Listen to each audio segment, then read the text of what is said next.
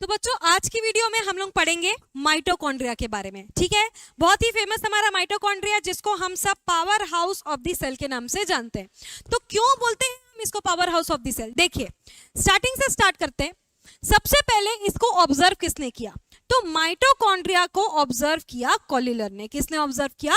कॉलिलर ने ऑब्जर्व किया 1880 में। ठीक है, ये double membrane bound cell organelle है, यानी कि इसके दो मेम्ब्रेन्स हैं, दो कवरिंग्स हैं इस सेल ऑर्गेनिल की। ठीक है, आउटर मेम्ब्रेन जो है, जैसे कि डबल मेम्ब्रेन है तो डबल मेम्ब्रेन में एक आउटर मेम्ब्रेन है, एक इनर मेम्ब्रेन है। आउटर मेम्ब्रेन बहुत ही पोरस है यानी कि बहुत आसानी से ये मटेरियल्स को अपने इन और आउट आने जाने देती है। इनर मेम्ब्रेन जो है वो डीपली फोल्डेड है फिंगर लाइक प्रोजेक्शंस में, जैसे कि आप डायग्राम में यहाँ पे देखेंगे। ये देखिए, as you can see clearly in this diagram, the inner membrane is deeply folded into finger like projections, जिसको हम क्रिस्टे बोलते हैं। क्या बोलते हैं इसको? क्रिस्टे बोलते हैं। ठीक है, एंड ये माइटोकॉन्ड्रिया एक बहुत ही लार्ज सरफेस क्रिएट करता है। किसके लिए? एटीपी के जनरेशन के लिए। एटीपी मतलब क्या होता है बच्चों? Adenosine triphosphate.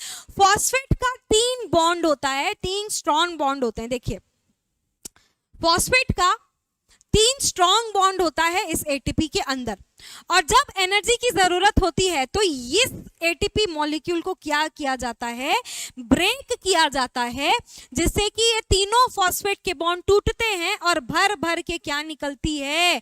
एनर्जी निकलती है। ठीक है, तो माइटोकॉन्ड्रिया के अंदर ये जो इनर मेम्ब्रेन है, जिसको हम क्रिस्टे के नाम से जानते हैं, ये बहुत सारा सरफेस एरिया प्रोवाइड करते हैं एनर्जी यानी कि एटीपी के प्रोडक्शन के लिए। एटीपी क्या है?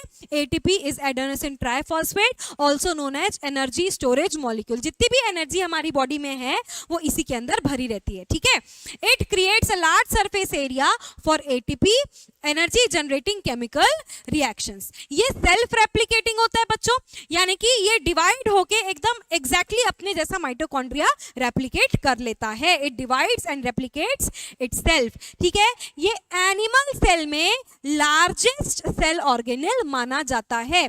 अब बिल्कुल भी कंफ्यूज नहीं होंगे, यहाँ पे इसको लार्जेस्ट सेल नहीं बोला जा रहा है, ध्यान से पढ़िए, लार्जेस्ट ऑर्गेनिल बोला जा रहा है। ऑर्गेनिल क्या क्या होते हैं? Endoplasmic reticulum, vacuole, lysosomes, mitochondria, इसमें ये लार्जेस्ट सेल ऑर्गेनिल बोला जा रहा है। समझ में आया? लार्जेस्ट सेल क्या होता है? ओवा होती है, बट लार्जेस्ट सेल ऑर्गेनिल क्या होता है? तो माइटोकॉन्ड्रिया होता है। ठीक है, अब अपन पढ़ते हैं इसके फंक्शंस के बारे में। ठीक है, फंक्शंस आपको पता है क्या है? इसके फंक्शंस, ये क्या जनरेट करता है? It generates energy for the cell and it is also called powerhouse of the cell. क्यों? क्योंकि ये एनर्जी रिलीज करता है in the form of ATP. ठीक है, सेल को एनर्जी चाहिए रहती है तो एटीपी का मॉलिक्यूल ब्रेक होता है, जिससे कि एनर्जी मिलती है बॉडी को मेटाबॉलिक एक्टिविटीज परफॉर्म करने के लिए।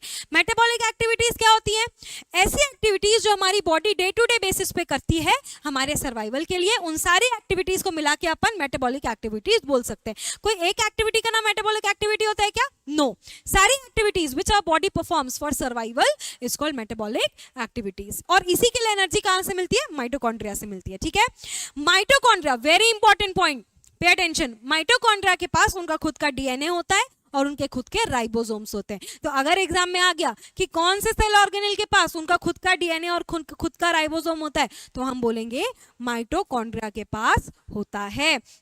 खुद का राइबोसोम होता है तो वो खुद का प्रोटीन भी बना सकते हैं, क्योंकि राइबोसोम का काम होता है प्रोटीन बनाना। ठीक, ये एक इंटरमीडिएट की तरह एक्ट करते हैं कुछ इंपॉर्टेंट केमिकल्स के सिंथेसाइज करने के लिए। जैसे सिंथेसाइज मतलब बनाना, फैटी एसिड्स और अमीनो एसिड्स को बनाने के लिए एक इंपॉर्टेंट बिचौली यानी कि इंटरमीडिएट का काम करते हैं। अमीनो एसिड क्या होता है? प्रोटीन के स्मॉलेस्ट फॉर्म को अमीनो एसिड बोलते हैं, और फैटी एसिड जब हमारे बॉडी में फैट टूटता है और स्टोर होता है तो हम उसको फैटी एसिड्स के नाम से जानते हैं। आई होप आपको अच्छे से समझ में आया होगा। मिलते हैं नेक्स्ट वीडियो में।